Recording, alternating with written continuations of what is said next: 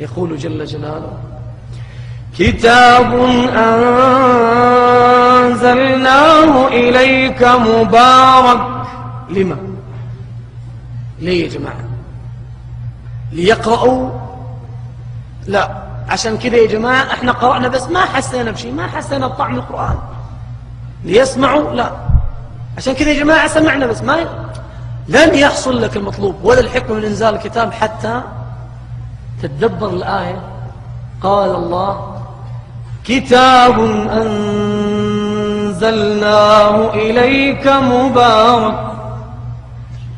ثم تأتي لام التعليل تعلمك ليش أنزل، عشان تنظر في نفسك وأنظر في نفسي، هل اللي أمرنا به عملنا به ولا لا؟ ليدبروا آياته. يدبروا. ثم يقول قائل: ليدبروا آياته، ما قال صوره ولا أجزاءه، قال كل آية عظيمة. ليدبروا آياته وليتذكروا أولو الألباب. طيب يقول قائل: أنا والله أريد أتدبر، والله أنا حياتي كلها أتمنى أني أتدبر القرآن. وكنا ذاك الرجل وتلك المرأة يقول نتمنى. طيب يا ربي بأي عضو؟ أفلا يتدبرون القرآن؟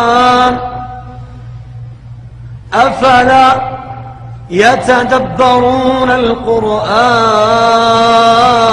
أم سيوجهك الآن وين المشكلة؟ أم وين؟ أي عضو يا جماعة؟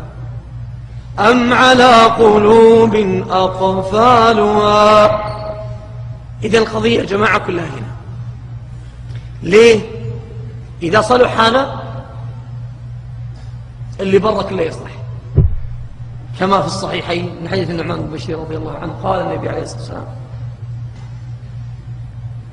قال: ألا إن في الجسد مضغة إذا صلحت، ما قال خلاص يصير صالح من أهم شيء قلبي، وأنا أصلا إيماني في قلبي، أهم شيء القلب. والله لو كان في شيء في القلب صح، اللي برا صح. قال: إذا صلحت، ما قال يدخل الجنة، قال صلح سائر الجسد. لأجل هذا أحبة الفضلاء قال الله جل جلاله لنبيه عليه الصلاة والسلام، وفهم النبي عليه الصلاة والسلام روح إلى الفدى الدرس لما قال الله: ولولا أن ثبتناك. سبحانه، ما قال لولا أن ثبت، لأن الثبات ما دام القضية قضية قلب لا يملكها إلا رب العالمين سبحانه وتعالى، فقال الله نسبها إليه. شوف التوحيد، ما قال ثبت، قال أن ثبتناك. ايش كان بيكون في القلب؟ لقد كدت تركن إليهم شيئا قليلا إذا لأذقناك ضعف الحياة وضعف الممات. فهم النبي عليه الصلاة والسلام الدرس، فكان أكثر دعاءه: يا مقلب القلوب.